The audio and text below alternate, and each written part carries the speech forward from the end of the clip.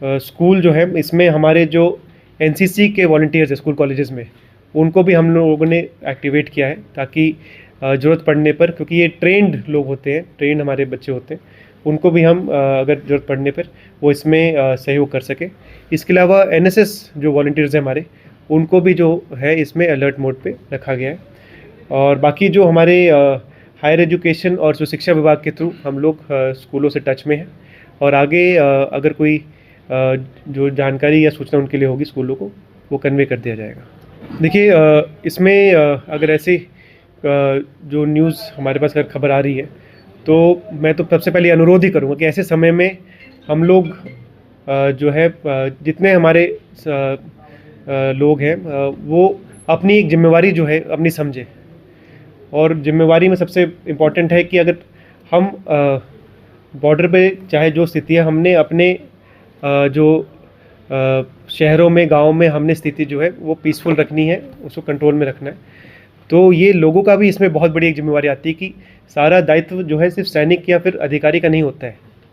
इसमें जो है लोगों को भी अपनी भूमिका और दायित्व और जिम्मेवारी समझनी पड़ेगी। तो मेरा सबसे पहले यही अनुरोध है कि हम जो हमारे पास, जैसे अगर बाकी भी हमारे पास अगर वो कार्य हैं, तो हम लोग जो पॉजिटिव कार्य हैं अपने रिसोर्सेज बढ़ाने में, ट्रेनिंग में, अवेयरनेस में हम लोग एनर्जी करें। अगर ऐसे कोई भ्रांतियाँ फैला रहे हैं तो मैं सबसे पहले आप ही जो मीडिया के साथी हैं, इनके थ्रू ही सबसे अनुरोध करना चाहूँगा, चाहे वो कोई वैसे कोई पत्रकार हो या लोग हो, कि अनवेरीफाइड इन्फॉर्मेशन कृपया करके शेयर ना करें। ऐसी कोई इन्फॉर्मेशन जिससे कोई रिलीजियस सेंटिमेंट्स या किसी ग्रुप के सेंटिमेंट्स हर्ट हो सकते हैं, वो शेयर ना करें।